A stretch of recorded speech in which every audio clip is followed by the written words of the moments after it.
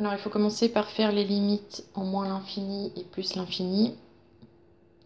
Donc pour la limite en moins l'infini, on va déjà regarder si on obtient une forme indéterminée ou pas. Donc ici on a moins l'infini, e en moins l'infini ça fait 0, donc moins l'infini fois 0 c'est une forme indéterminée.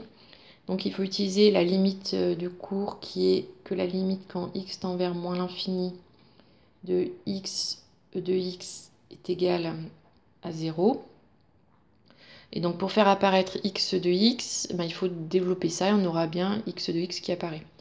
Donc ça c'est égal à 2x e de x moins 2e de x plus 1. Donc la limite de 2x e de x quand x tend vers moins l'infini est égale donc à 2 fois 0 à 0. La limite de moins 2e de x quand x tend vers moins l'infini, donc e de x, on sait que ça tend vers 0, en moins l'infini, donc 2 fois 0, 0. Et donc, la limite de phi de x, quand x tend vers moins l'infini. Donc là, on a dit que ça faisait 0, plus 0, plus 1, donc on obtient 1. Ensuite, la limite en plus l'infini. Donc ici, ça ferait plus l'infini fois plus l'infini, parce que de x en plus l'infini, ça tend vers plus l'infini. Donc infini fois infini, c'est pas une forme déterminée. Donc on va le faire directement avec cette forme-là. Donc la limite de 2x moins 1 quand x tend vers plus l'infini. Donc ça fait plus l'infini, donc 2 fois plus l'infini.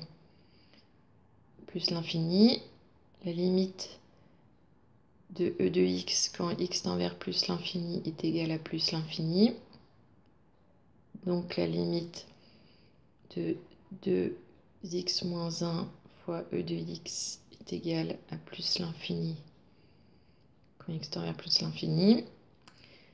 Et donc la limite de phi de x quand x tend vers plus l'infini. Donc là ça fait plus l'infini plus 1, donc ça reste plus l'infini. Ensuite,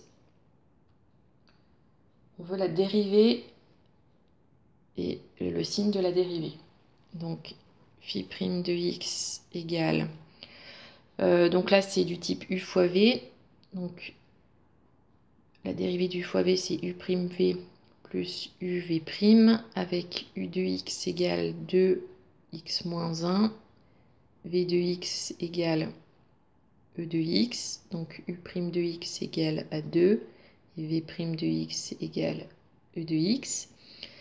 Donc u prime v plus u v prime. Donc ça c'est juste cette partie-là. Il faut rajouter la dérivée de 1 qui est 0. Donc c'est bon. Ensuite, je vais développer donc 2e de x plus 2x de x moins 2e de x. Donc ça simplifie, donc il reste juste 2x e de x. Donc ensuite, il nous faut son signe sur R. Donc je vais faire un tableau de signes. Donc x moins l'infini plus l'infini. Donc 2x e de x et donc la dérivée. Donc 2x s'annule pour 0. C'est négatif avant et positif après. E de x, on sait qu'il est toujours positif et ne s'annule jamais, quel que soit le x en puissance. Donc, d'après la règle des signes, donc f' est négative et f' est négative avant 0 et positif après. Donc, f' de x inférieur ou égal à 0 sur moins l'infini